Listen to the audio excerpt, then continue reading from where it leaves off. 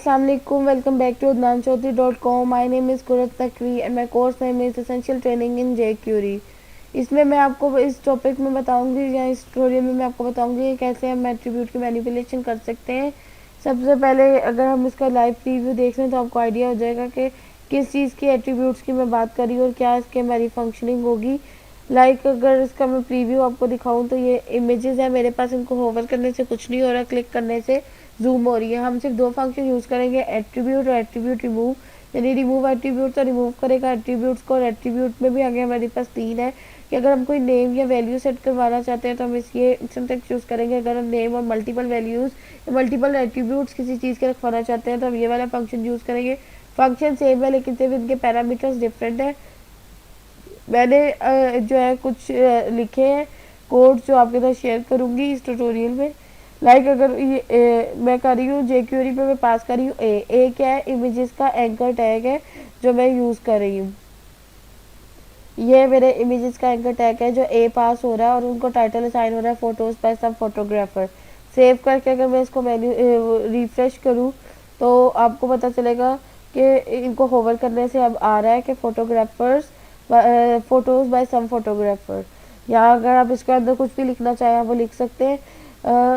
ये तो था टाइटल आ गया। अगर मैं चाहती हूँ टाइटल के साथ साथ हर एक इमेज, पहले तो इमेज जो मैं ओपन करती हूँ तो ये जूम होती है। मैं चाहती हूँ कि इसको न्यू विंडो में खुले या एक ब्लैंक विंडो में खुले, तो सिंपल मैं क्या करूँगी कि जो है जो एंकर टैग पास करूँगी उसको टारगेट कर दूँगी किस पे, ब्लैंक अंडरस्कोर ब्लैंक। इसका क्या होगा कि जो मेरी इमेज खुल रही है वो नेक्स्ट विंडो में खुलेगी। अगर मैं इसको रिफ्रेश करूँ तो आपको पता चलेगा कि ये देखिए जो मैं इमेज खोली ये इसी पे हो रही है जूम, अब एक न्यू ब्लैंक पे हो रही है।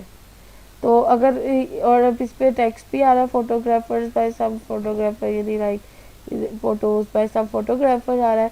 और अगर मैं चाहती हूँ कि ये ब्लैंक पे खुले तो तब भी इसको ऐसे ही यूज़ करेंगे। Let me save it, then इसको ब्लैंक अगर मैं करूँ तो इसको रिफ्रेश करूँगी तो इमेज जो है मेरी न्यू टैग में खुलेगी। अगर मैं इसका इंस्पेक्ट करूँ यानी इसको डेवलपर टूल से देखूँ तो इनका एक तो टाइटल ऐड हो गया होगा पहली बार। जैसे अगर मैं इस पर क्लिक करती हूँ तो ये देखिए ये मेरा डाटा ब्रैकेट मैनिपुलेशन एट्रीब्यूट्स। उसके बाद इसकी जो अगर मैं अनऑर्डर्ड लिस्ट खोलूँ तो इसमें मेरी ये इमेजेस है। इसको फर्दर लिस्ट आइटम्स खोलूँ तो get value of N attribute. उसके बाद यहाँ इसकी जो है हर किसी की ये इसकी आ जाएगी वेट्स वगैरह, और अब आप देखेंगे इसके एट्रीब्यूट भी सेट हो गए हैं। तो ये हमारी थी कि जितनी भी हमारी इमेजेस हैं इनका आप देखें इनका टाइटल आ गया क्या, फोटोज़ बाय सम फोटोग्राफर, जो कि हमारे पास पहले नहीं था। दूसरी चीज़ हमने ऐड की कि जो हमारी जो लिंक ओपन हो वो एक नई विंडो में ब्लैंक विंडो में ओपन हो, तो ये चीज़ ओपन हो रही है अब हमारी, यानी नेक्स्ट विंडो में अगर ओपन कराना चाहें तो ये ओपन हो रही है। इसी तरह अगर डिफरेंट चीज़ें देखें तो ये न्यू ब्लैंक विंडो में ओपन हो रही है, पहले उसी में उसको जूम करके दिखा रहा था। अगर मैं चाहती हूँ कि ये साथ साथ रहे और अगर इसको टाइटल ना आए तो मैं क्या करूँगी कि सेम इसको यही रखूँगी। और उसको अगर मैं प्रीव्यू इसका देखूँ तो लाइव प्रीव्यू तो वो कुछ ऐसा दिखेगा, यानी आप देखें होवर करने से कुछ भी नहीं हो रहा और इमेजेस भी ब्लैंक में खुल रही हैं। तीसरी चीज़ जो मैं इसमें ऐड करना चाहूँगी वो ये है कि मैं चाहती हूँ कि कोई मैं इसका रेफरेंस लिख ख़त्म करूँ और सारे एट्रीब्यूट्स जो उनके रेफरेंस के हैं वो ख़त्म हो जाए। उससे ख़त्म होने से क्या होगा कि कुछ भी मुझे दिखेगा नहीं, इनके सारे लिंक्स ख़त्म हो जाएंगे। Let me save first then proceed it. पहले इसको सेव किया करें फिर प्रोसीड किया करें, क्योंकि बाजू का वो फंक्शनिंग नहीं करते। इनके सारे लिंक्स आप ये देखें, इन पर क्लिक करने से कुछ भी नहीं हो रहा, इनके रेफरेंसेस रिमूव हो गए।